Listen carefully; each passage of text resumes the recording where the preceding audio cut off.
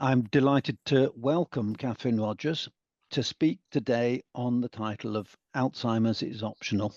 A lot of people are concerned about the impact of vitamin B12 deficiency on mental health, and it's always an issue, and therefore we're really delighted to hear Catherine's talk.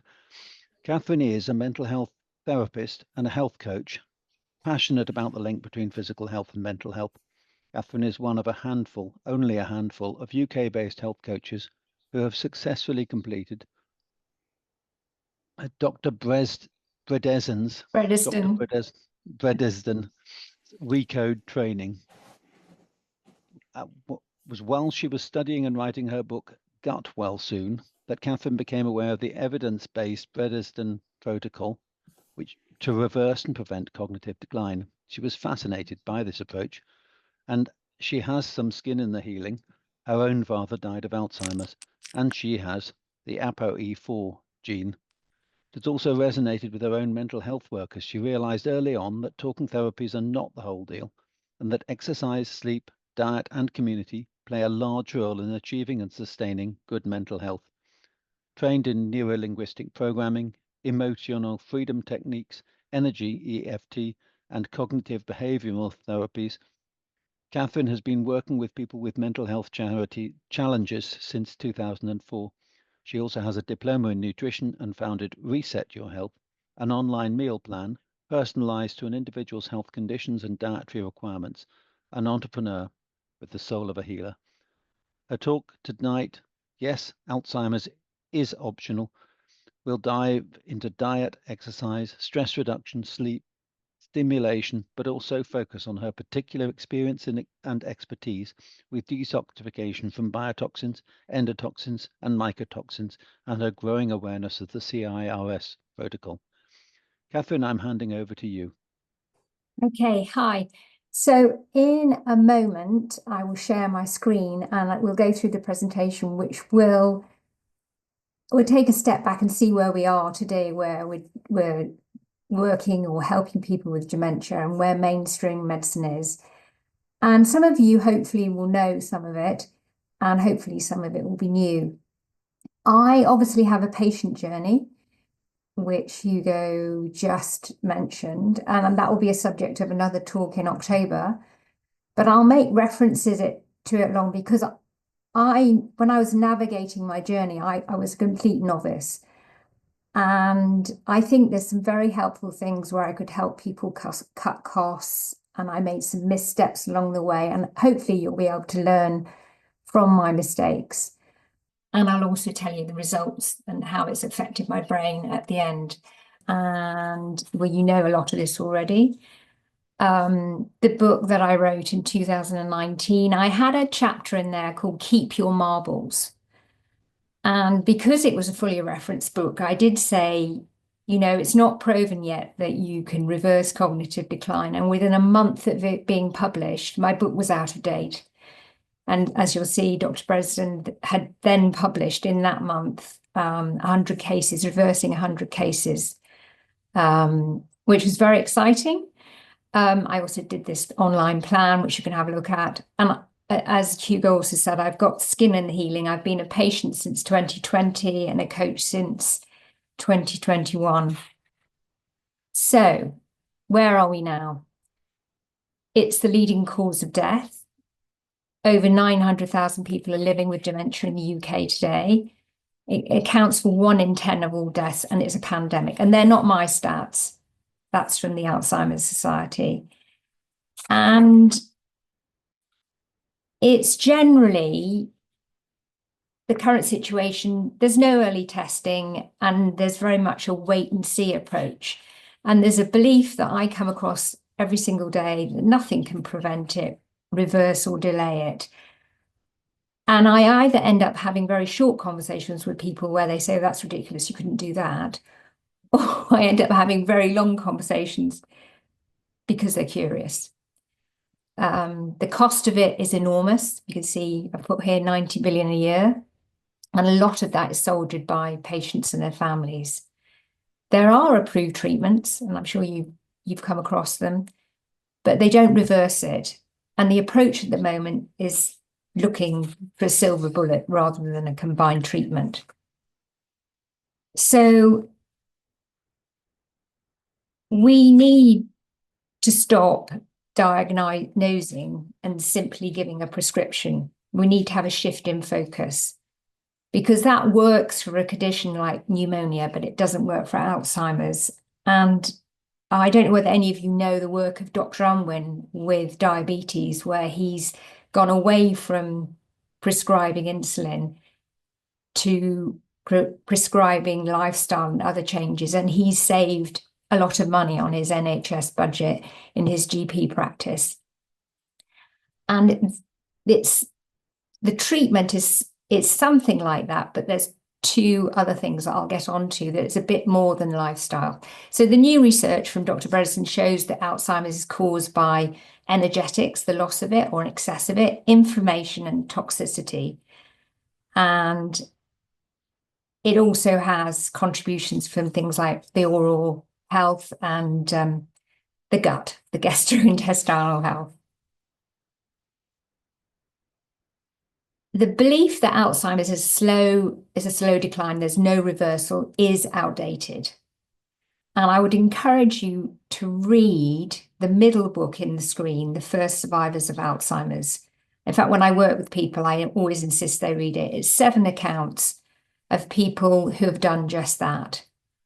And you'll find out why someone had the disease, what they did to stop it, and how they reversed it. And there's doctors all over the world since Dr. Bredesen reversed those 100 cases, working with patients to do exactly that. And the organisation is called Apollo Health, but you'll learn about it by reading these books. The End of Alzheimer's Programme, the protocol one, is quite complicated. If you're up for a lot of detail, excellent. The Reversing Alzheimer's one by Dr. Heather Sanderson, she runs centres in America where people go and they get back their cognition, or they stabilise it if they've actually arrived when they're quite bad, is a really easy read. So what is it? What is dementia and what's Alzheimer's? So dementia is not a specific disease. It describes a wide range of symptoms associated with decline in memory, focus and attention. And Alzheimer's is the most common cause of dementia, and that's a specific brain disease marked by the symptoms of dementia. Just because lots of people ask me that question, what's Alzheimer's and what's dementia? And it affects the parts of the brain associated with learning. So you get early symptoms that would include changing memory, thinking, and reasoning. So that clears up one question I get a lot. So the 4 stages of Alzheimer's. The first is obviously you have no symptoms. The second is subjective cognitive impairment, SCI, when you know something's wrong, but you can't quite put your down, it's just getting old. And there's now proof that this decline can be reversed. And then MCI, which is mild cognitive impairment. Well, it's not mild. I mean, Dr. Bredesen actually expresses this as the equivalent of a metastasized cancer. He said this is sort of 20 years in. You probably started 20 years before, was one of the factors I'm going to go through later on. And 5 to 10% will convert to dementia each year. And then you get Alzheimer's, where I'm sure you all know what that is. I don't have to read that out.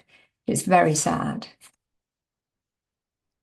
So my bottom line, my message I try to get through to people is nobody should spend 10 years thinking, oh, I'm just getting old, when it's really the second stage of Alzheimer's. You should act when you have mild cognitive impairment, as it's a relatively late stage and virtually nobody needs to get it anymore. Dr. Bredesen now encourages people who have parents who've had it to get the equivalent of a cognoscope, and I'll show you one later, in their 40s and 50s, so they can pinpoint where they might be less than optimal. So what happens during Alzheimer's? Well, it's a disease of insufficiency or excess, which affects signals to the brain.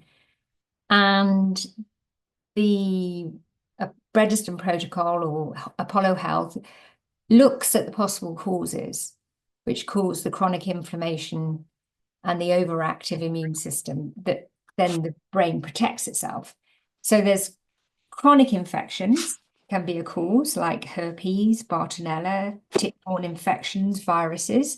There's toxins and microtoxins, which sadly, personally, I'm an expert on this. You've got toxins come in 3 varieties: inorganic, like air pollution, mercury; organics, like aesthetics, glyphosates, benzenes; and biotoxins, like mycotoxin or fecal exposure. And that in turn could affect trophic activity, which is hormonal activity. You then get reduced energetics, and that's things like bad nutrition. Dementia is now referred to colloquially as type 3 diabetes, which is the insulin resistance, and oral issues, things like cavitations, sleep issues, sinus issues, and environmental factors, which sounds like a catch-all, but it's also really important to be looking at your environment to see how it could affect your brain in terms of stress. So lipids are a major component of brain tissue, and they critically contribute to brain energy. And their metabolism is affected by everything on the previous slide. So, but it will also be affected by the demographics, genetics, and lifestyle. So none of the above, you'll be fine. You're in what I call, and Dr. Bredesen would call, the connection mode. You're creating new synapses, you're making new connections. If you have any of the above, it may be fine. Your body may be able to deal with it. You may have a great detoxification system.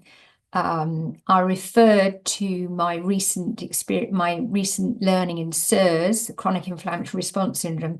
I've literally just been learning that 25% of the population have a certain genetic predisposition to not detox.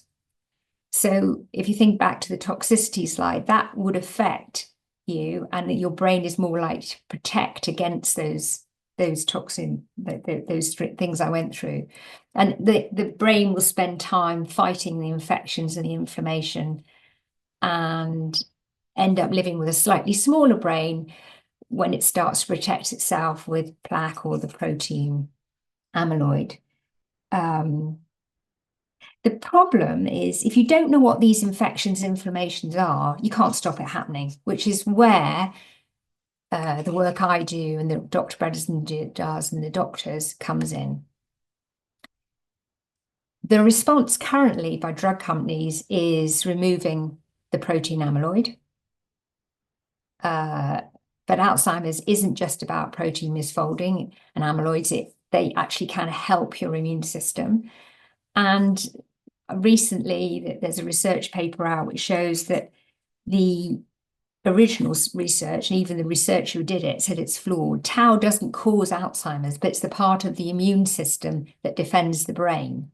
We need to understand why it does that, not just remove it, which obviously has lots of side effects.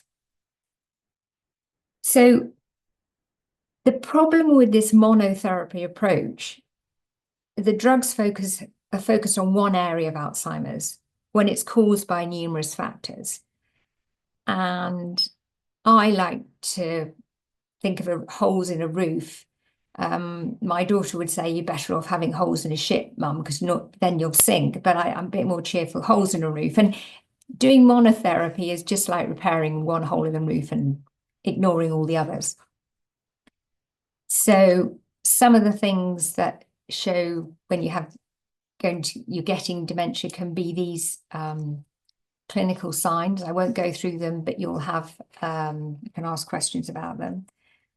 And this is the sort of blood test that the protocol does to see what the holes in the roof are. And I don't know whether you can see this, but there's the TGF beta, which is in the middle page, halfway down. It should be less than 2,380. And there's two markers there, 37,800 and 10,200. And that shows it's an inflammatory marker. It shows you've got some sort of inflammation going on. And then it's the job of the practitioner and the health coach to find out what's causing it. And this is my own tracking of my own results. I'm a complete data geek. And as it's essentially to a B12 group, B12 is essential to keep in the optimal ranges and avoid high homocysteine. So I've tracked all my bloods and then graphed it. And like the one I just talked about, the TGF beta, you can see it's high. So as a patient, I would encourage everybody to do this, even if it's just on a piece of paper. So you're in control of which markers and which holes in the roof you've got. So it's not a mystery. If you read those books, you don't have to take my word for it. It's our body's response to insults, and it's signaling there's an imbalance. So it's the immune activation from various mediators and toxins and energetics, whether we've got too much of something or not enough. And we need to activate the connection mode rather than the protection mode. So we can do something about it. The proof of concept trial results are very encouraging. And they're just doing some more now. The results should be out in about 3 months. But the MoCA score, which is a standard test of your cognitive ability, of the people in the trials, 76 improved. Their neurocognitive index, 87 improved. Oh, they're all improved. Grey matter volume improved. And I personally have had an increase in grey matter, and I proved it by doing a brain scan in 21 and a brain scan in December 24. So what's needed? What do you have to do in order to do this? I would say you have to have had symptoms for less than 5 years. You really want to sort out any toxicity, which you do via the blood test in the body. Absolutely address insulin issues, because the brain needs ketones. And if you're insulin resistant, that prevents the body making ketones. I would encourage you to work with a health coach or a supportive family. A positivity and a willingness to comply to what they ask you to do, and adjusting it on a regular basis for the best outcomes. What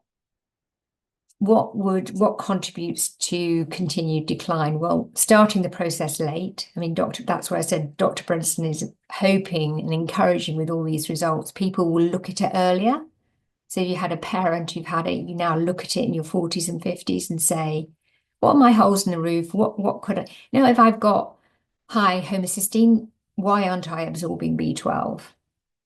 If I've got, I had a patient who had incredibly high lead, who spoke 6 languages, and turns out he'd been eating off plates with lead paint, and he detoxed and the languages are coming back. Lack of interest. Oh, I don't want to do well. Nothing works if you lack of interest. Unwillingness to do what is required, and also poor family support. Because some of the things which we'll go through, I think it's quite a challenge for the family if they're all fine. The diet suggestion for cognitive decline, actually, sorry, that should be for avoiding cognitive decline. I'm getting feedback. So it's a plant-rich, mildly ketogenic diet where when this is the challenge to the family, you sort of stop eating 2 hours before you go to bed, and then you don't eat till about 12 to 16 hours afterwards. And that's going to be a challenge if you want to go down the pub, but you don't have to do it all the time. It's the 80-20, but if you're in MCI, you would have to do it 100% because that's the way success comes. You can't try to do it. Like if I said to you, I was going to try and do this presentation, that doesn't work. You've actually got to do it.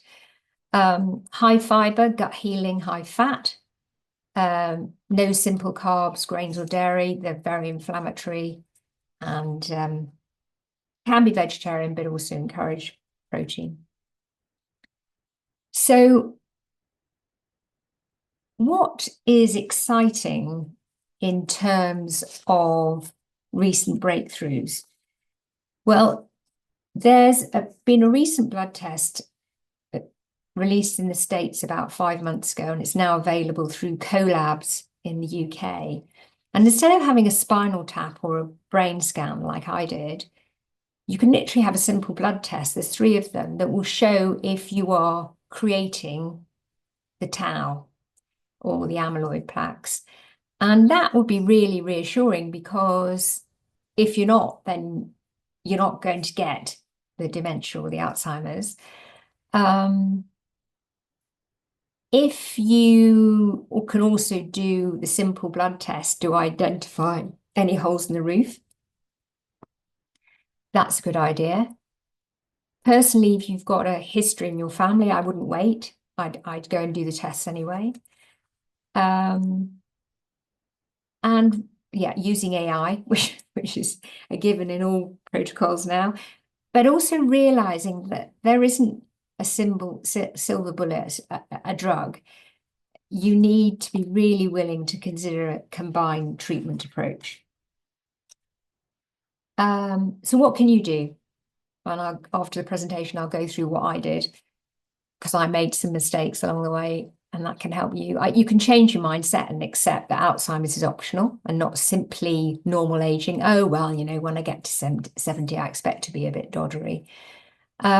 You could book an appointment with the Bredesen Protocol doctor or read the book and see how much you could do yourself.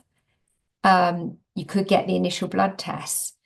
One that really that I would really encourage you to do, if you have any suspicion that you've got any toxicity, I encourage you to do a VCS test.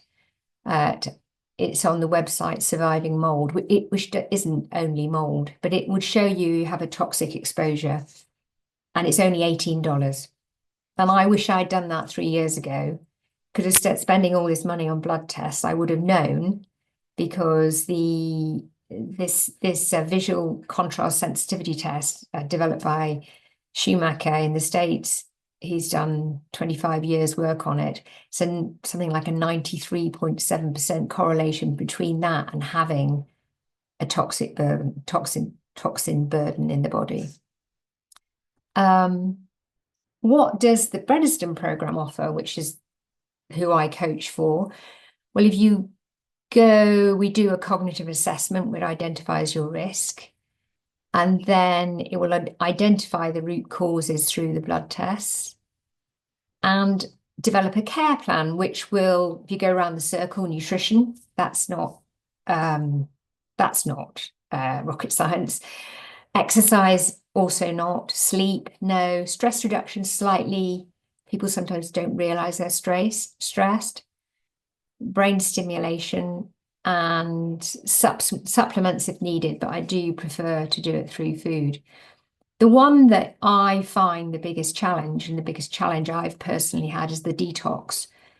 And I'll talk about that at the end when we finish, because it's knowing it's there. How do you know it's there? How do you know it's affecting your brain?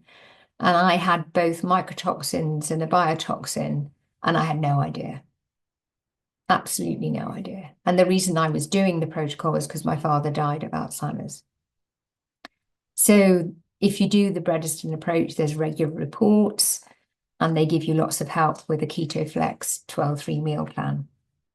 So as a patient, I started with a brain scan, and I did that because I'm thinking I'm not going to spend any money not knowing whether this works, because it's quite new. And I'm doing a full talk on my patient journey because it's 3 years. It's quite convoluted. But I discovered I had a heavy inflammatory load, and I failed the VCS test for 3 years. I then started to realize that I had extensive mold in the home.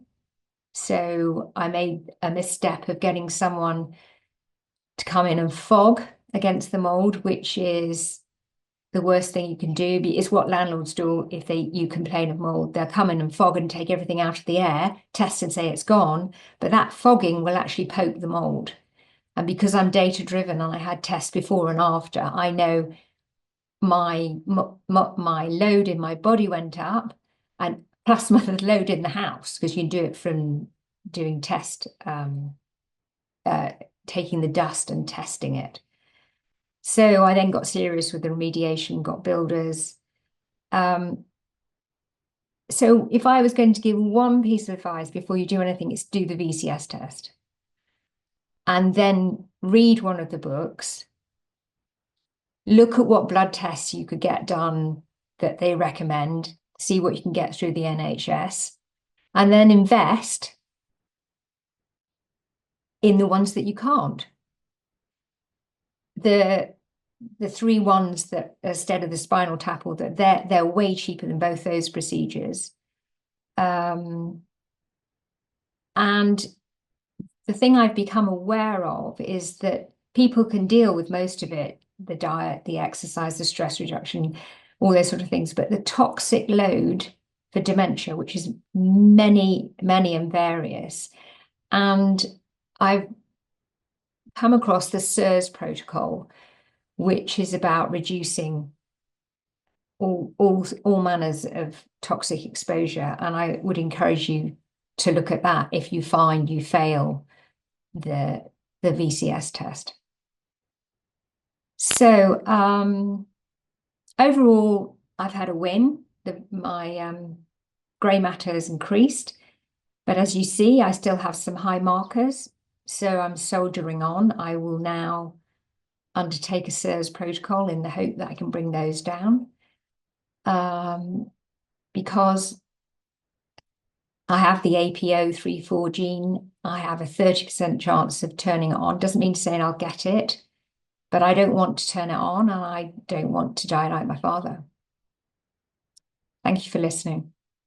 I think that's very pertinent, that we don't want to die like our relatives.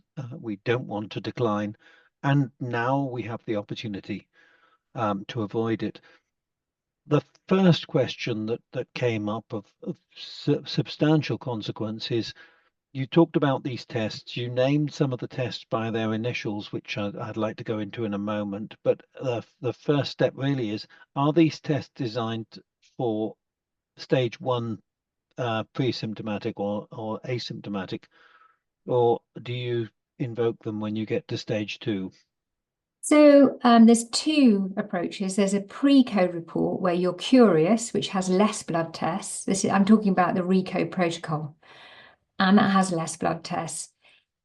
So you would invoke that if, for example, you do what Dr. Bredesen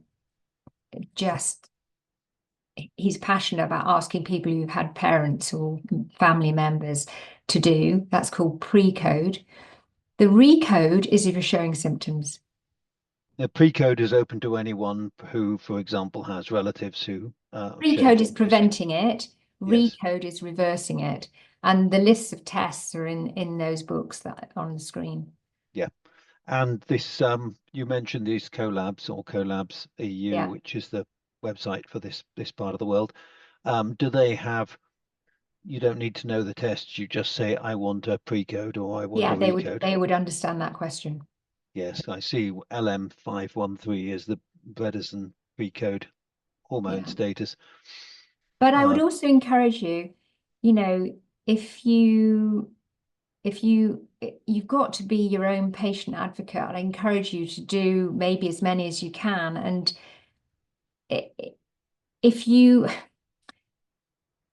because all of these things cost money. So see what you can get from the NHS. You will be able to get some of them, but as you all know, in this particular group, it's not always ideal. There's always an advantage in asking the NHS because it starts to get people thinking. Yeah. So if a lot of people are asking in a lot of parts of the country, almost innocently asking, then the NHS starts to think, why are a whole lot of people asking? Do statins have a negative effect on the brain? Oh gosh, well, that's not my remit. If you want my opinion, you need to read people like Zoe Harcombe, follow people like Aseem Malhotra, who would say, absolutely yes. Watch the film Do You Know Pharma, which was it talks about only 1 in 100 people benefiting from statins. I think the cholesterol, read The Cholesterol Myth. There's a lot of misinformation around cholesterol and the treatment of it. Yes. What role do your thoughts play in your likelihood of developing dementia? Well, it's one of those things in the circle, it's stress reduction. If your thoughts are, if you're causing stress, and we all know stress affects our hormones, which then feeds into trophic loss or trophic excess.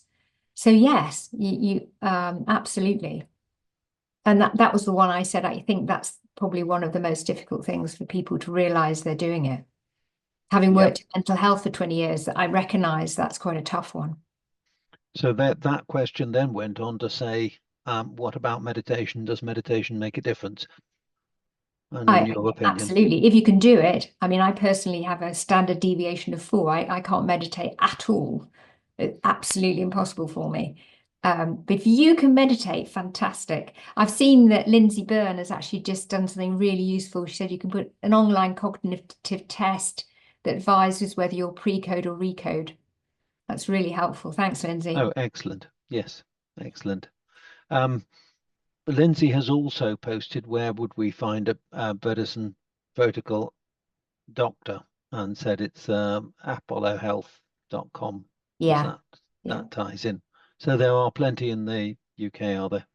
No, it's a new protocol. It's only been up and running since 2019. There's doctors all over the world, a lot in Australia. I've just proposed an anaesthetist and a dentist to go and train because they're really curious. Because as a health coach, I'm desperate for more doctors, absolutely desperate, because I can do pre-code, I can do that on my own, but they will not allow me as a health coach to do ReCODE without a medical practitioner, and I think that's absolutely right. Yes. Yeah. What is the role of B12 deficiency? And do Bredesen doctors treat it as a risk factor? So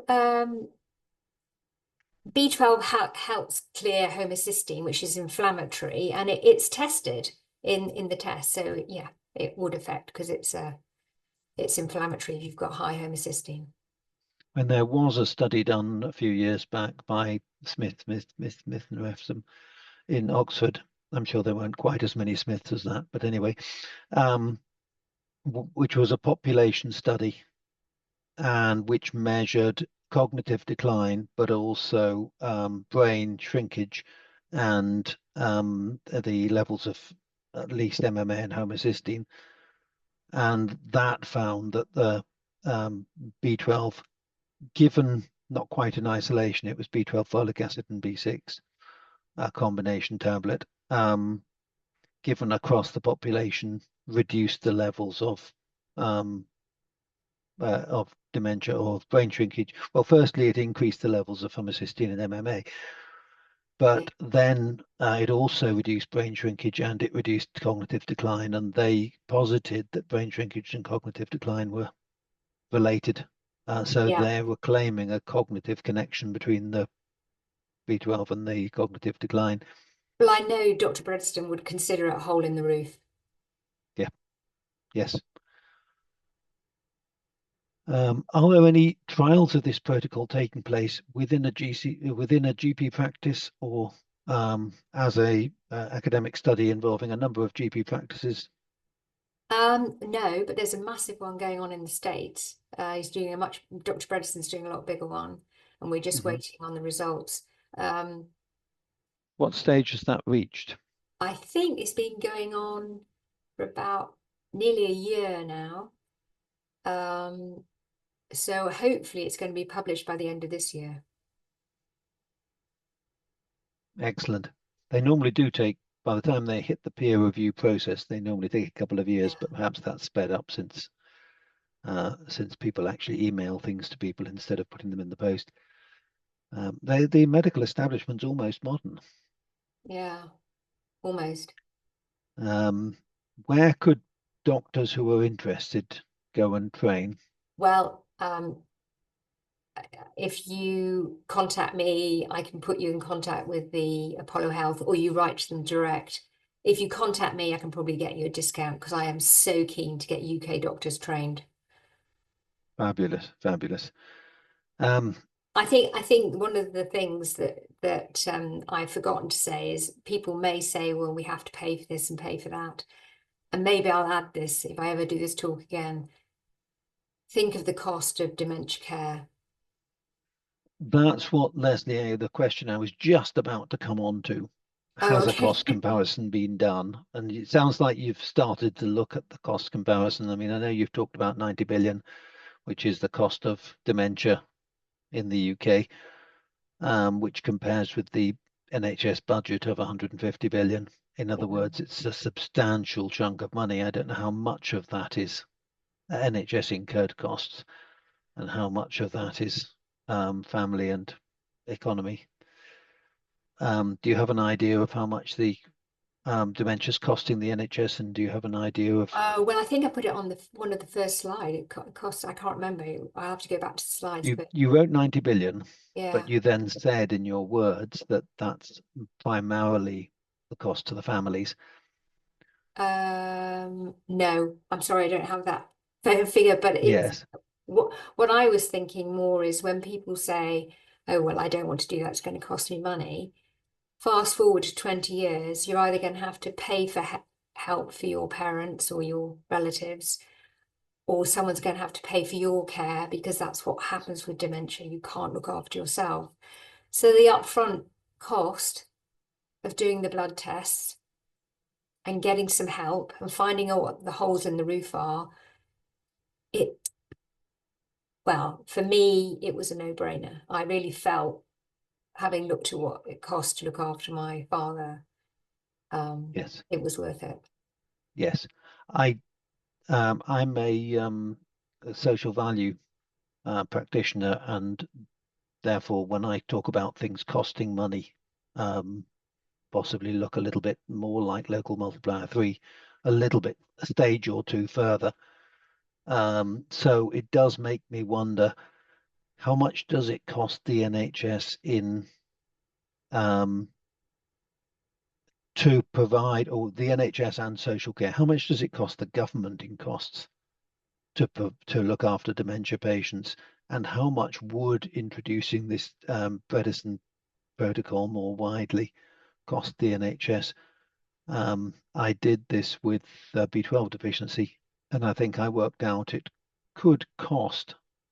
I think we could get up to 450 million if we screened every single person for B12 deficiency, and that's screening people who aren't at risk. That's screening everybody. But 450 million is sort of 500 million, and we're spending 150 billion on the NHS. And the cost to the NHS was in the order of 15 billion. Yeah, so I mean, prevention has got to be cheaper. Yes. And do you find this time and time again? You find that the highest quality care is often the cheapest. The NHS is here to keep us working. You can see the information coming up on this chat, so I'll hand over to you. I think I just had a really interesting one from Leslie. So Dr. Mary Newport, and I'll just tell the story, it's how I first came across the idea you could reverse cognitive decline. She was a doctor who treated premature babies. And I don't know how I ended up watching her talk, but she talked about how she made sure their brains developed when they were born prematurely. And then she had this eureka moment, which Leslie's mentioned, where she thought, hang on a minute, her husband was the accountant for her successful practice in the States. And instead of mowing the lawn, he was dismantling the lawnmower. He was losing his cognition. And her protocol for the babies was using MCT oil, or things that would feed the brain, go straight across the blood-brain barrier. So she did that for her husband and put him on a ketogenic diet. And he improved significantly. And it was because I watched her that I was then in the loop and then saw Dr. Bredesen. And then I put it in my book saying, oh, there's some people saying you could do something about it, but there's no proof. And then he reversed 100 cases. Well, I told you a month after I wrote my book, which is, you know. Someone's also asked a question about SIRS. Oh, look, Lindsay's been amazing. Okay, you've done that already? You can answer the things verbally, that for those people who find it difficult to read the chat. The SIRS protocol is chronic inflammatory response syndrome. So when you have had an exposure, and SIRS will look at things like mycotoxins, Lyme, Borrelia, anything that would make your body be inflamed. It will look at it, and then it has a very strict protocol, which I'm doing myself at the moment because I haven't managed to get my TGF beta and my TNF alpha down, and I had mold exposure, and I also had a soil stack that was leaking over my bedroom, so that was a biotoxin exposure. So the link is there, and I would encourage you, if you fail the VCS, to go and find a SIRS practitioner. Absolutely. And there's a lot more of those in the UK than the doctors for Apollo. Yes. I don't think the exam, that's just someone. Lindsay's doing an amazing job. I think the B12 encephaly is a bit above my pay grade. So someone's asked, is fasting regularly more beneficial rather than a ketogenic diet? So if you do a ketogenic diet, you will naturally be fasting at some point, because a ketogenic diet will mean that you have 12 to 16 hours. So I don't know about these long-term fasts. I would say for women, it's a challenge because it can affect your hormones. But ensuring you don't eat 2 hours before you go to bed, and making sure you go through to, and you enable your body to produce ketones to fuel you that then go straight to your brain. So yes, fasting is great, but I can't comment on longer fasting. It's not something I want to comment on either. Yes, what I read about the fasting issue is that they gave mice a 24-hour fast and found that it improved them considerably. And therefore they said, great, a 24-hour fast will work in humans. And of course, if you then compare the lifespan of a mouse with the lifespan of a human, you're starting to say what made the mice live half as long again would equate to a month-long fast in humans. But you do see biochemical changes in the body in a 24-hour fast in humans, or in anything longer than about 16 hours. Yeah.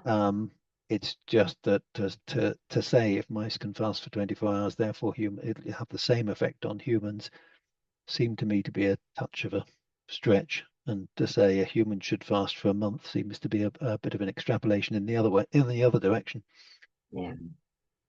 I might have to ask you to pick on some other topics to talk about if there aren't enough questions to ask. Okay, so are there health coaches in the US? Yes, there are, and there are doctors. Someone's asked, if your immune system is overactive, does the keto diet help? Yes, the keto diet is anti-inflammatory. An overactive immune system is not good for your body. It's inflammatory. That's answering a question. I'm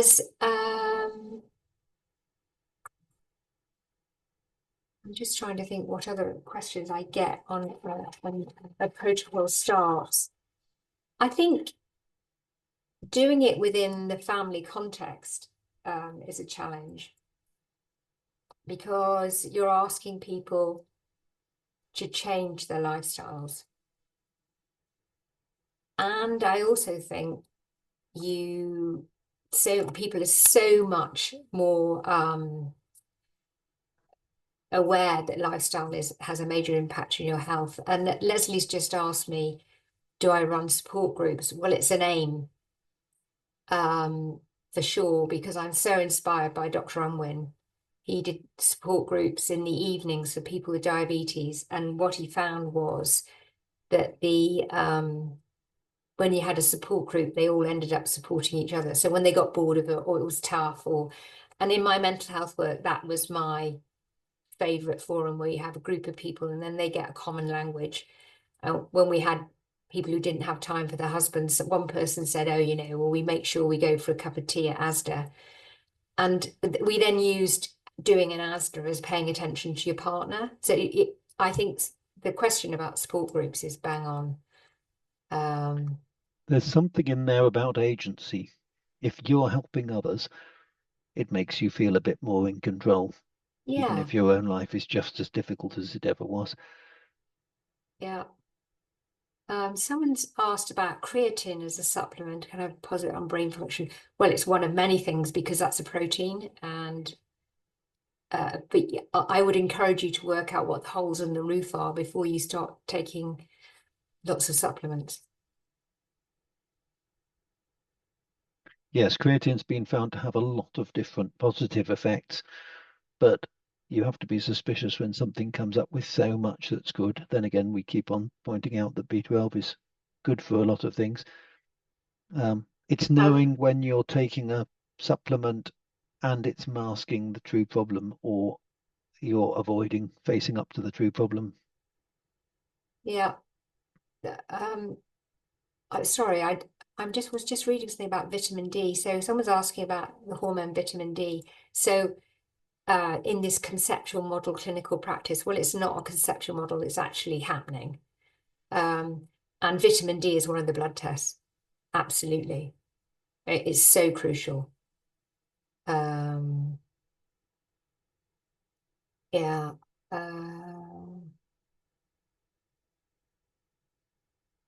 So yeah, parasites an issue. I wouldn't statins. I have had people who've weaned themselves off it. But I'm not, I'm not qualified to give you the advice on that. I think in the books that I referred to, they talk about how you do it. The health coaches in the US, if you go up on the Apollo links that have been put in the chat, you'll find how to find one. You go on the Apollo website, they have all their profiles, and then you can contact them. That was someone. Yes, yes, they've heard you and said thanks, which is excellent. Yes, I think part of the problem with statins is there's so many different ones for different purposes. My cat's hooked on statins, but that's for cancer, to reduce the growth of a cancer. And of course, she's on long-term statins because she's not expected to live very long. Yeah, yeah. She's 2 years longer than she was supposed to be alive. Yeah. But that's not it's certainly not to say that they're safe or good, but different statins are effective in different situations, but they have side effects. Yeah. So yeah. So I think that, I'm I don't know whether there's any more questions, but I would encourage people to read that first book of the 7 accounts of the survivors and just be inspired by what those people did. And then look at the one by Heather Sanderson, that other book, which goes through what she does with people. Yeah. Fantastic. Richard, what I'd like to do is throw open the floor to people to comment and speak up and talk a little bit about their own experience, and what they've interpreted from this talk, what they will do differently as a result of this talk, and how what conversations that the people are likely to now take to their GPs. So Jill's mentioned every time she took statins, she would end up in hospitals. Yes, they do. They're perfect in the case of my cat, because my cat was not expected to live 4 weeks. And it's probably doing damage, but she's a resilient little soul, a resilient, cheerful little soul, and says she'll keep going every day that she's got, regardless of side effects. But if you're basically healthy, or if statins is the wrong solution for you, then it's a good idea to stick with the diet, exercise, and calming your mind, and probably being part of a support group. As we've mentioned, support groups are extremely good for giving you the feeling that you're in control. Yeah. And if you join Apollo Health and you become a patient like I did, they do run support groups where they go through Ketoflex, they go through the mycotoxin exposure, what you would do about how to test it, what you should do to remediate your house. I mean, if I talk about my personal journey, I couldn't even see my mold. There was one wall that had holes in it, that had horsehair, the rain was driving through. We put central heating in, and for mold, you only need wet, humidity, and something organic. And all the wall in the room where I wrote my book, actually, which is just so ironic, I couldn't see it. There was mold behind it. And then in another building, another room, the drain pipe was leaking into a fitted cupboard, which we couldn't see again, and the wood became moldy. And recently we found in the eaves, because it's a very old house, debris sort of from the last 200 years that had rat droppings, and that was bringing in mycotoxin into the 2 attic rooms. So we've had to do a lot of detailed remediation. But one of the things I should say, if you do that, a very cheap way of keeping your humidity down, which we did, was literally put an extractor fan on one wall and a hole with a grate on the other side, which you could close. So you have constant airflow, because one of the contributors to mold is humidity. Yeah. Oh, now Tracy's raised her hand. Hi, Catherine. Hi. That was a really good talk. Thank you for that. I've been doing this protocol for about a year with my mum, as you know, and we've had really good results. The difficulty I have with her is trying to get her, a lot of it's led by me. I really want her to get more engaged and take responsibility and more interest. Whereas she's at a mocker of 21, she's living independently, like I discussed with you. Catherine and I met recently on the SIRS course. But I keep giving her stuff to read, and I keep trying to get her engaged, and I want her to sort of take the reins and take a bit more interest in it, rather than just doing. She basically does exactly what I say, and I have to sort of spoon feed and micromanage, which is exhausting for me. Because I'm being at a mocha of 21, I would expect that. Yeah, have you got any tips as a health coach? Because I'm essentially being her health coach, and we engage with a Bredesen doctor who's been doing her blood tests and advising us, and obviously we've got the Apollo readout where we understand what's going on. But it's a huge burden on me as a carer slash someone who's also working, obviously. Yeah, it is a huge burden, and I can give the screen that I said where it succeeds is when you catch it early, you have support, you're very strict with how you follow the protocols. Yeah. But that's tough if she's on her own with a mocha of 21 and you're working, that's a tough scenario. But it's compliance and following what, for example, if it's showing her HbA1c is high, then, I mean, I'm not saying it is, but then it's making sure that she isn't eating a lot of carbs. It's controlling her diet. It's making sure she's doing exercise, so she's creating the BDNF, the neurotrophic factor for the brain. Stress reduction for your mother. And that's those 7 things. And also, I don't know how much investigation you've done into mold. And I've just noticed Lindsay has said very correctly about if you're cleaning mold, you have to be so careful. Don't be using any of these sprays, and make sure if you've got it extensively, you don't rip it out yourself and spray it all over your house. So you ought to have a concealed unit when you're taking it out. We had extractor fans when we took it out. That's a bit of a digression, but do you know what her toxic load is, Tracy? I don't know the numbers. I know it was high and we've got it down and it's now low.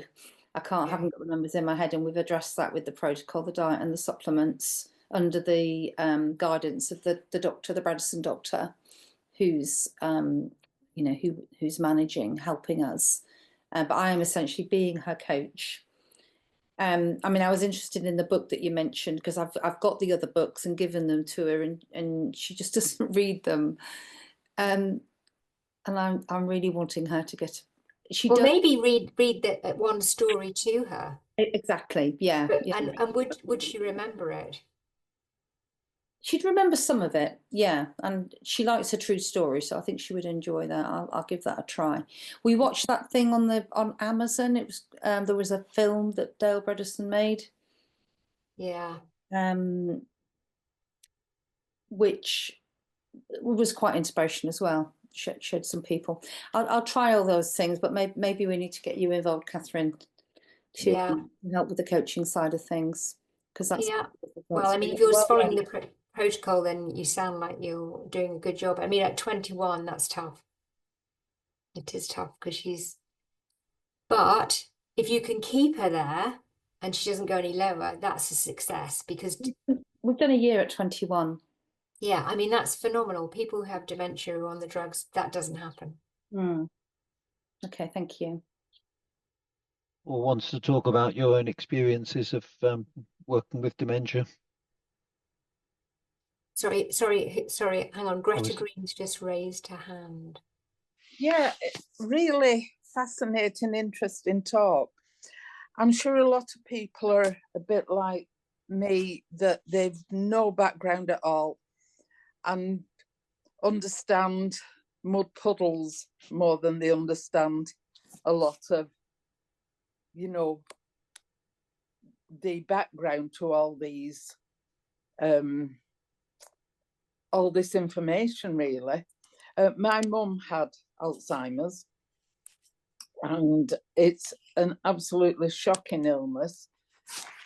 Going on my B12 path, I do think that she was B12 deficient, and I think that was a big part of it. And I've given up going to the doctors, I'll admit it, because I just get so frustrated with the can't be bothered attitude, don't believe you attitude. I'm sure I'm not the only one. So thank you really for this information. I'll be looking into books and different things. I think before you start it, and if you've got your cognition, it's really worth a read, especially if you've had relatives. Someone's just asked the difference between Alzheimer's and dementia. That was in the earlier slide. So dementia is a catch-all expression. Alzheimer's is a specific disease. And there's someone else has just raised their hand. I don't know whether we should carry on. Yeah, go on to someone else. I just wanted to say thank you. Oh, it's a pleasure. It won't make a lot of sense to me, but hopefully if I get reading the books and looking at the websites, one day it will. I think that the 7 stories is a really good place to start. It's inspiring. I'll get that. Right, thank you. So, Jayothi Gadam? Yes. So I have twin daughters who are 29, and they have been recently diagnosed with pernicious. And the doctors really don't take their B12 numbers seriously, because it is still within the range, but on the lower end. And both of them are complaining of extreme fatigue. And my worry is that there is no GP, no PCP, no hematologist who, they're very few. I mean, how do we find the right doctor? It's not just like go to your PCP and they'll solve your problems. Sometimes going to a doctor who is not aware of what B12 deficiency can do later on in life is worse than not going to a doctor and going to support groups like this, because they give you this false reassurance that, oh, the B12 is fine, you don't need to do anything about it. And when you start talking about all these support groups and what they're telling you, they, they just, unless you're a doctor, they don't listen to you. Yeah, I'm not sure. I mean, yeah, I think Hugo, maybe you can address that comment, but I Yes. understand that's the point of this support group or B12 support Yes, groups. absolutely. And part of the problem is that it doesn't matter if you're a doctor, they still ignore you.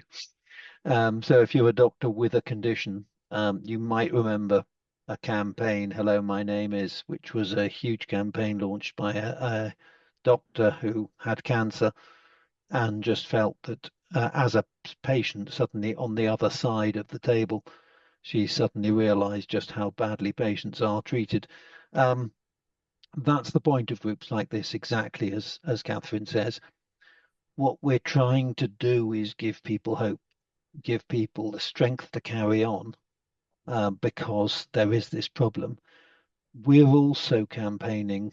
B12D tends to campaign quite strongly with doctors, but the B12 Alliance and Club B12 has taken that mantle rather more strongly than we were ever able to do on our own.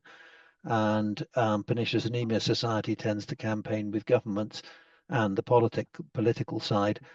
And between us working together, and Pernicious Anemia Society is also a member of Club B12 and the B12 Alliance,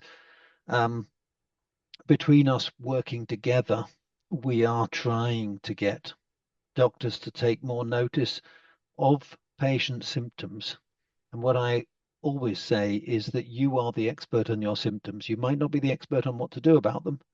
Treat your doctor as the expert on what to do about them, but you are the expert on your symptoms because you're the one who's living them.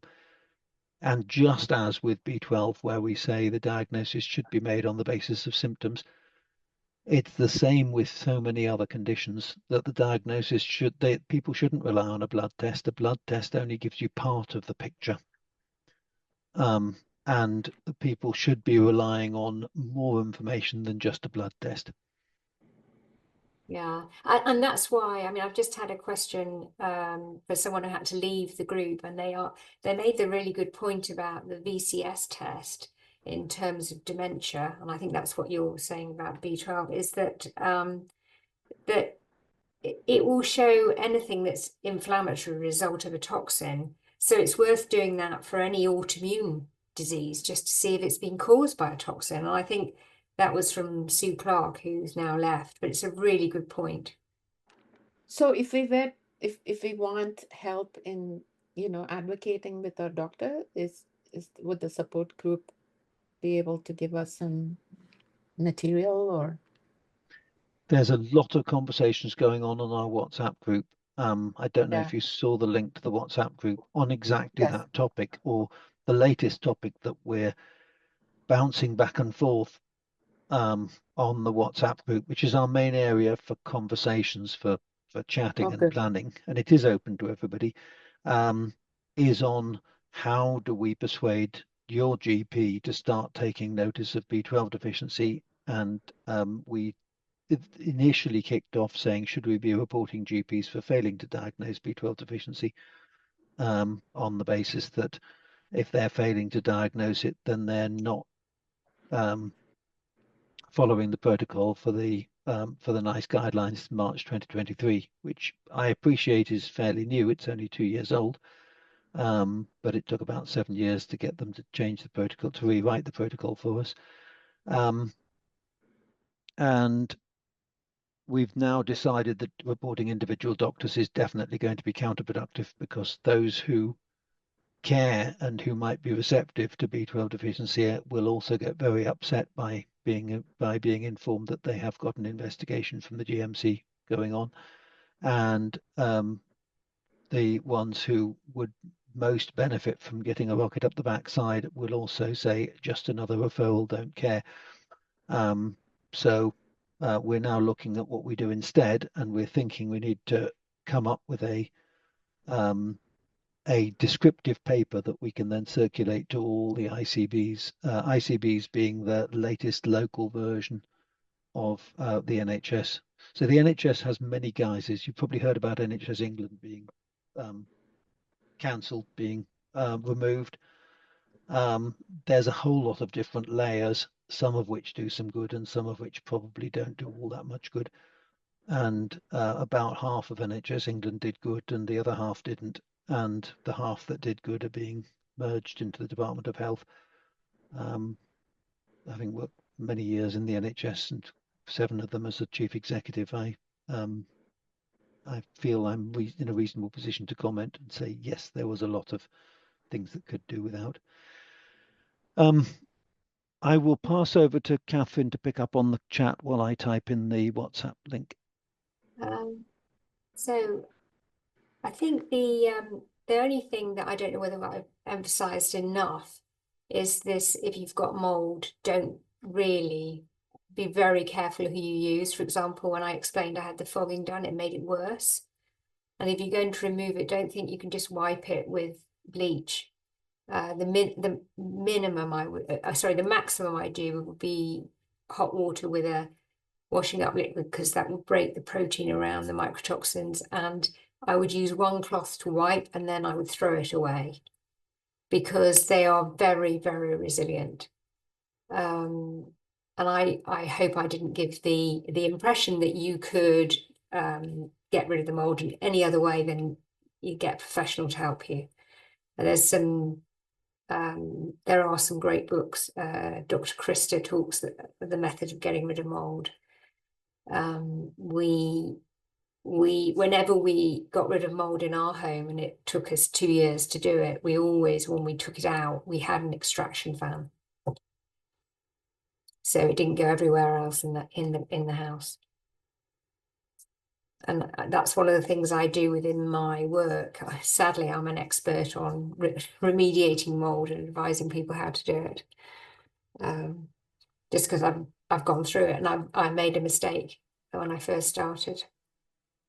And it's probably something that is very important to people on this call, getting that right.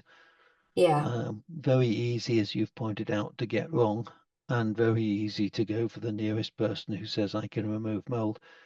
And as your own tests showed, what they actually did was poke the mold, as you phrased it, so the mold produced more mycotoxins as a way of fighting back against whatever it was that was trying to kill it. Yeah, and the extraordinary thing was the company, which I probably shouldn't mention, but that they fog, when they came to do it, I measured the level in my body, in my blood, not just in my mycotoxins in my urine, because that's not particularly helpful, because you can get mold from cheese or the food you're eating. So I did it in my blood, and I also did it in the house. And the reason I knew that it was so bad is because that 2-piece of data set had gone up in my blood and gone up in my house, and they came back to test. I think they sent a youngster, and when they refused to give me my money back, I said, but it's your tests and they're identical. And you say, if it gets worse, we'll come back. I don't want you to come back. I just want my money back. And so I had very robust evidence that it made my levels in my body worse and level in my house worse. And I did get my money back. And I think that I would really encourage people to be patient advocates. And when I health coach, I do that. I just, take control of the data, that you don't rely on something that you're given by a doctor. And that's why I showed you I graphed all my bloods. So I have a really good idea of how the protocol has helped me. And now I probably wouldn't do a brain scan like I did in 21 and 24, which showed that I've now increased the volume of my grey matter. I'd probably now just use the blood tests that show whether you're producing amyloid plaque, because that's crucial to know that. I don't think, what's this one? Oh, just looking at another question. Oh, you'd love to see the graphs of my data. They're extensive. So maybe somehow I could share them because they're quite useful in that they've got the optimal levels. And those levels are sometimes different from the NHS levels because the NHS levels, correct me if I'm not sure, I'm pretty sure I'm correct, are done on a population basis, whereas the Apollo ones are done on what's optimal for a person, not a whole population, because you might have some very bad results if you had a whole population vitamin D analysis done. So I don't know how I'd share that. It's an Excel spreadsheet. Hugo, how would I share it? It might be possible to attach it to the chat. Or when this comes out on YouTube. I think it would be easier if you send it on to Richard and Richard attaches it to Yeah. the And is there anything YouTube else talk. that people are interested in? We can attach it to the YouTube. Yes. So I think that's it on the chat. Oh, hang on, there's one more here. Hormone D, biochem, chronic. No, that's, we've gone through that. Yeah, vitamin D is crucial. I'm just finishing off the response to a comment, and I shall. Oh, Jay, do you want to say yes. something, Jay? Lovely presentation. I will have to go through it because I didn't absorb as much as I'd like. Two things, and perhaps this is a question for yourself and even Hugo. What's the latest testing on the B12? Is it still the active B12, homocysteine, and MMA, or has that changed? So we will continue to emphasize that what you actually need to do is test symptoms. Yeah. The blood test, all the blood tests, they our understanding about the blood tests is not sufficiently good to say this is one thing. So so there's 5 areas that vitamin B12 is vital for, and therefore a deficiency is likely to cause problems in.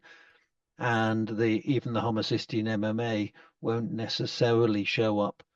Some of them, it will show up when your blood deteriorates. It's a little bit like, well, it's exactly the same actually as megaloblastic anemia with the oversized red blood cells, that there's plenty of B12 deficiency without megaloblastic anemia, but that used to be one of the gold standards for blood tests.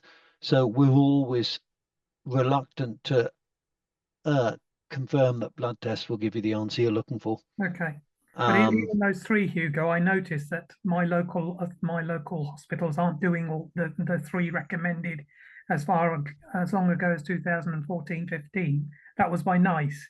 Now, so I agree. Active B12 has never been on that list because active B12 is quite difficult to get.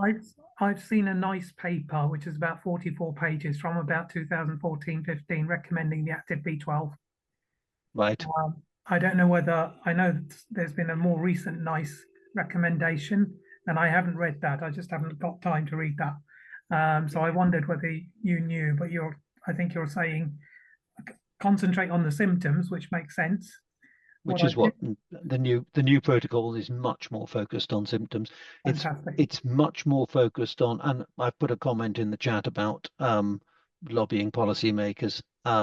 So the new NICE guidelines are much more focused on doctors' autonomy, on doctors being able to say, I can see from the symptoms that you're ill, rather than the lab tells me there's no problem. Right. Which is what we feel we need.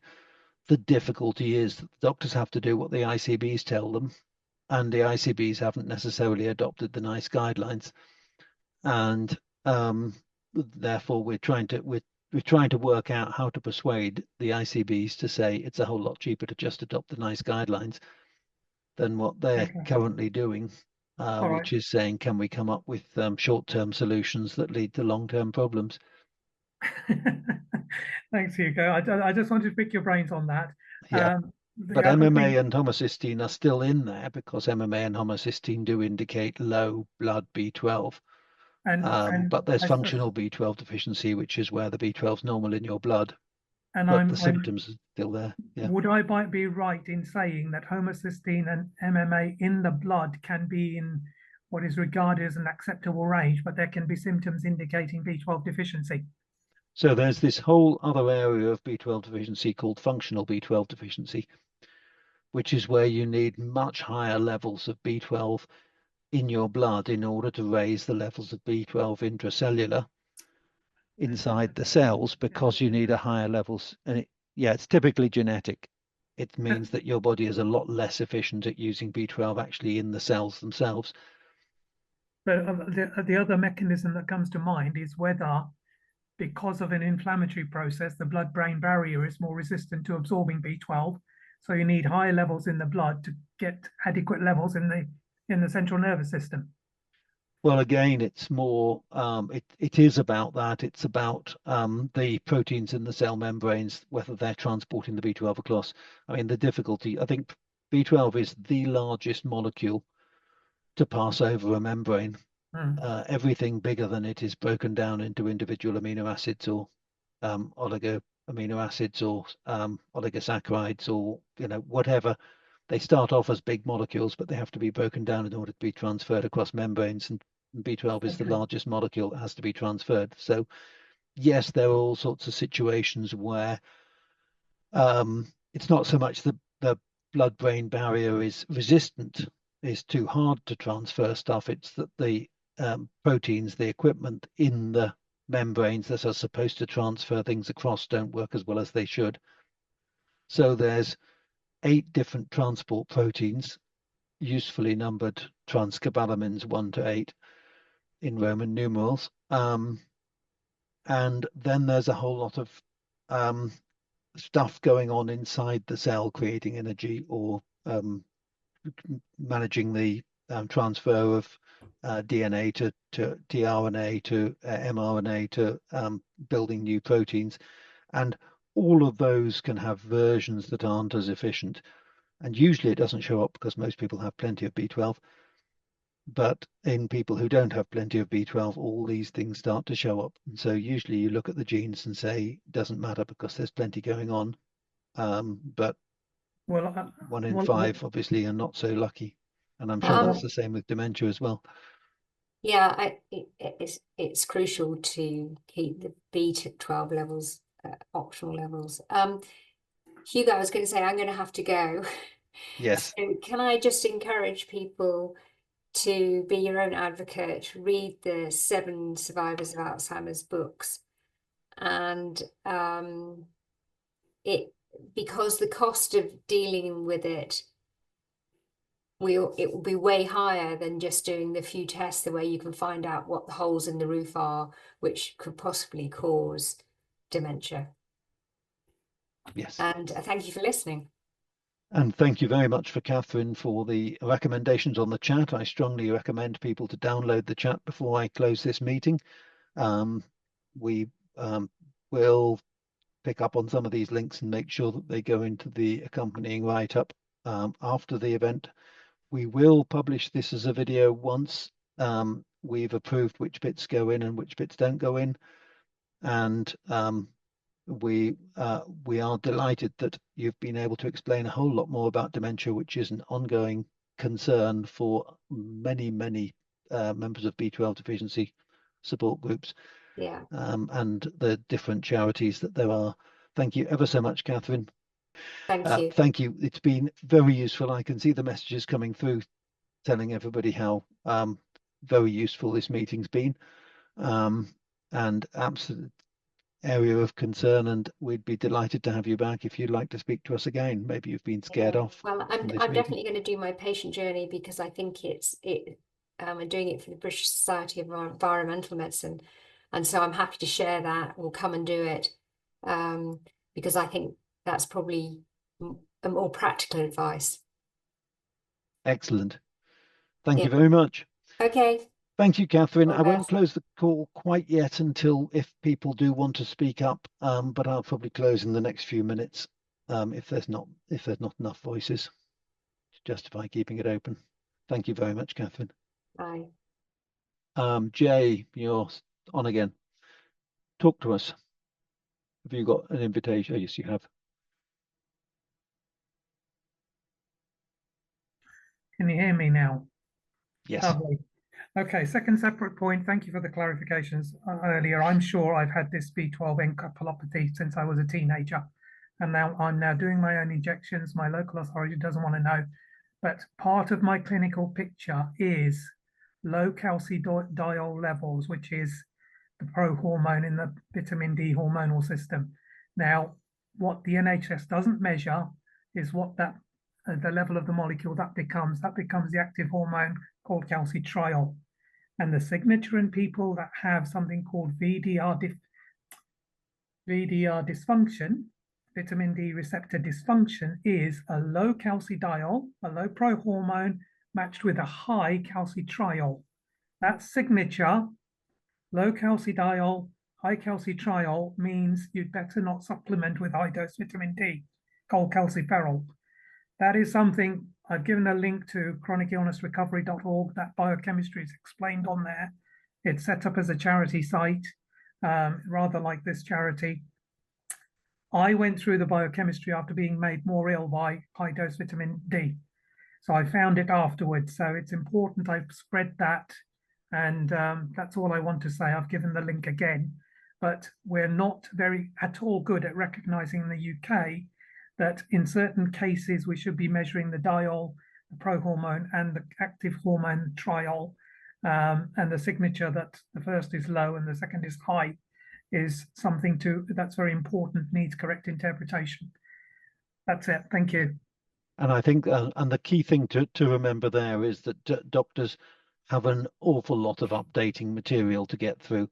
They very often miss what's vitally important to yourself. So do make sure you self-educate, and it's an advantage of groups like this. I'm not saying we're the only one. I'm saying a lot of the groups that meet like this give people a chance to share what they've discovered and help other people. And when we talk about vitamin B12 deficiency, we fully acknowledge that there's a whole lot of other things going on, often at the same time, often masked, one masking another, that you need to be aware of. And what Jay's just informed us about is very useful information. Jyoti, and do tell us how to pronounce your name because we've probably mangled it.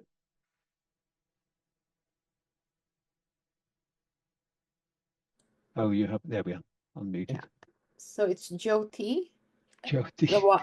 Yeah, Y is silent. Sorry. Yeah, it's light. It's distorted anyway. I'm just blown away with the amount of information and even just what Jay was just saying. I feel like, I mean, my husband is a cardiologist, and in my own home, I don't find the support. It's like, oh, have you now become a hematologist, a gastroenterologist? And so there is so much resistance from clinicians about patients who come informed. I don't know if how other people deal with this, but it's not easy.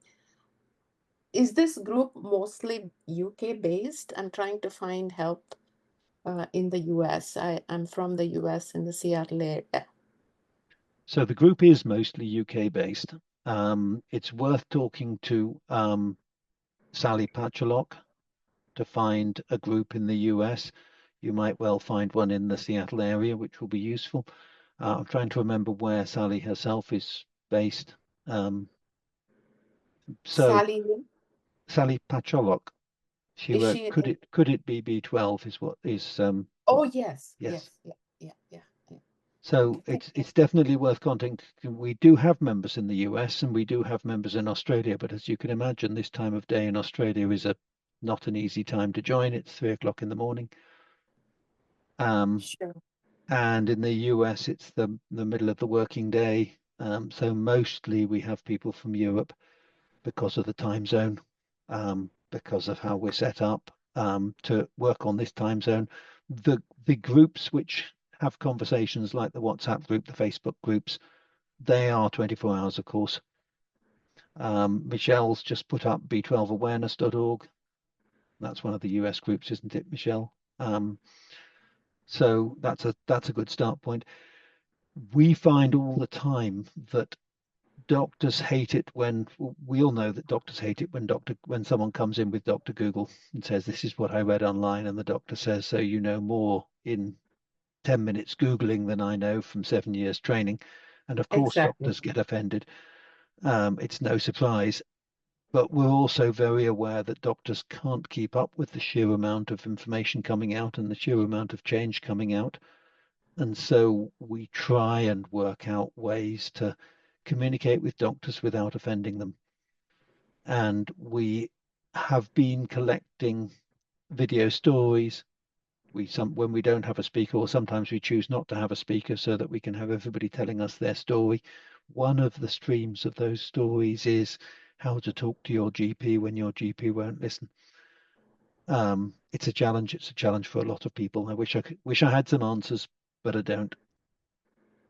And one of the reasons why we're looking at the costs and why I talk about the costs is to go to the doctors and say, if you want to save the NHS money, because obviously being a universal healthcare, there's a finite amount of money. It's a lot. 150 billion UK pounds is around 220 billion US dollars. There's a lot of money there, but at the same time, if something can be done more effectively, then they want to do it more effectively. And what we're trying to say is take a whole systems approach and say, if we can keep people well, then they aren't costing the health service money. So what we want is for the NHS to help to keep people well rather than only treating them after they've got sick. And that should be a philosophical argument, should be an easy one. So is functional medicine picking up? Is that becoming a department or a... It's not. Functional medicine is something slightly different. Functional medicine seems to follow a specific set of protocols. We're trying to make it mainstream. Okay. And some of the functional medicine is distinctly not mainstream. So different charities have different focus. And some charities are focused around functional medicine. Some charities are focused around paying for research and lobbying and those kinds of things. Some charities are focused on different things. And our charity is mainly focused on the NHS, on trying to get the NHS to adopt these protocols so that, as I mentioned in the chat, what we want is for people to go to their GP if they have a problem that is causing them difficulties in their life, because they really need it diagnosed properly. And sometimes it's B12, sometimes it's something totally different, but you need to know what it is before you start trying to treat it. If you treat everything with B12, then what if it is something that doesn't respond to B12? You might have lost a few months before you go and see your doctor. And those few months is discomfort and possibly the advancement of a disease. So we're very keen that the NHS itself, that doctors in the NHS are aware of B12 deficiency. So they include it amongst the protocol. Thank you. Jay.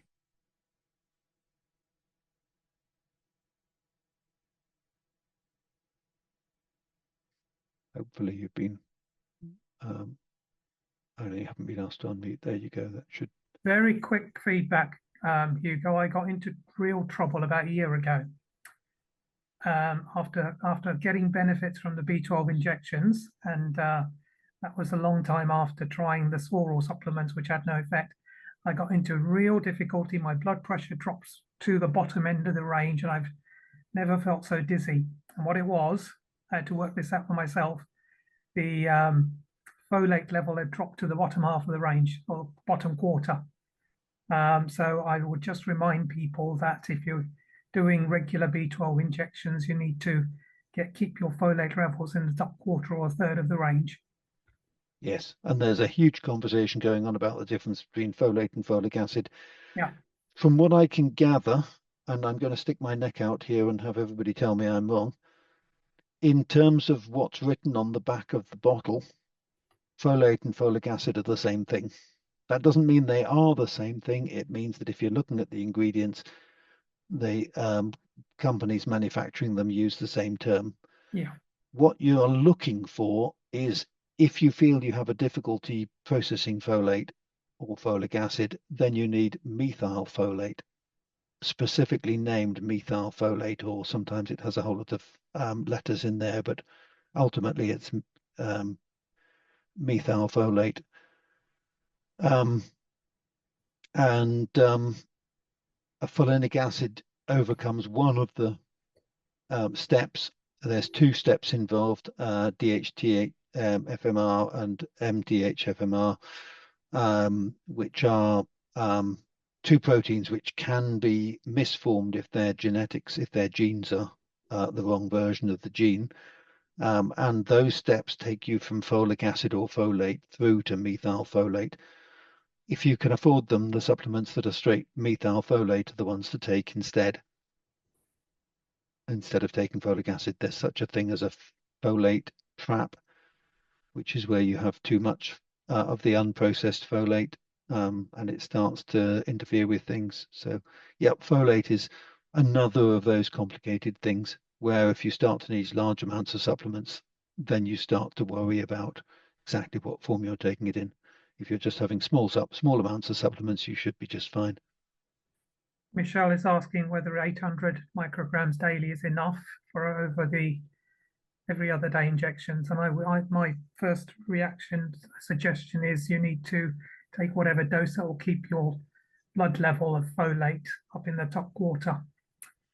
Yes, or simply look at your own symptoms. Yeah. Rather than, yes, so you can say, is it working? It is possible to overdose on, certainly with folate. I don't think it's possible to overdose with methyl folate, but it is possible to overdose and create this folate trap, where you have too much folate, the unprocessed stuff, the stuff that didn't make it through to through the D and the M DHFR proteins, biochemical pathways, that starts to trap B12 and starts to get complicated. But you can't over-methylate in the same way that if you have lots and lots and lots of methyl B12, because the methylation process is that folate's very good at gathering B12, gathering methyl groups, and B12 is very good at putting it where it's needed, but B12 is not very good at gathering it. It gets it from the folate. So you need your folate working well in order for your B12 to work well. Can I just quickly add, my understanding is the folic acid is synthetic and the folate is the molecule that we get naturally from food. And one figure I came across, and it was from an American study, something like 60% of people have problems converting the synthetic folic acid into usable folate. Now, if that figure is right, that's huge. So the difficulty is that, yes, technically that is correct, but if you look at your supplements and see what they say on the back, the manufacturers use the terms interchangeably. Yeah. So technically you're correct, but it doesn't help you when you're looking at the stuff you buy. Well, and you'll even find people talking about folic acid in food, even though it's the version that's in the food. I believe molecular terms they're identical, but yes, to get from folic acid, which is in an artificial form, to folate does take a bit of work. More supplement providers are actually emphasizing the methyl folate, which is helpful. Yeah, well, that's it. Methyl folate is a different thing and much more expensive. It's easier to produce forms of folate that are cheaper to manufacture. The methyl folate's less stable. So when I say more expensive, you might get a tablet with where it's deteriorated, and therefore they have to put more in the first place. Therefore, it ends up being more expensive by the time it reaches you, even if it costs the same to manufacture. It's the same thing with cyanocobalamin versus methylcobalamin. Cyanocobalamin is very stable, which is also why some people can't use it at all, which means that it ends up being cheaper to put into tablets. But technically, you're correct. The reality is you're either picking the methylfolate, or folate and folic acid are used interchangeably. Excellent. Thank you, everybody. There's been some fantastic insights. I see we've dropped about half of our participants because we're running over. And Jay's absolutely right in your response to Julia M. If the methylfolate reduces the symptoms, that's much easier to monitor than getting blood tests. It's obviously possible to get blood tests, but what we're really looking for is for people to feel well. So thank you, everybody. What's the ideal folate level in a blood test? Well, to me, it's a little bit like B12. Some people need more, some people don't need as much. I'm sorry if that's a cop-out. That's kind of that. We're all unique. We know we're all unique. Thank you, everybody. The usual protocol, the video will be put together. Richard will check that everybody can be heard, and we'll decide which bits don't contribute significantly to the lessons. It will then go back to Catherine for checking and to the trustees, and then when it's approved, that's when it'll be published. Thank you very much. We're indebted to Richard for all the work he does, both on the website and on these videos. Thank you, everybody. And do join in with the WhatsApp group and build the conversation, keep the conversation going. Thank you, everybody.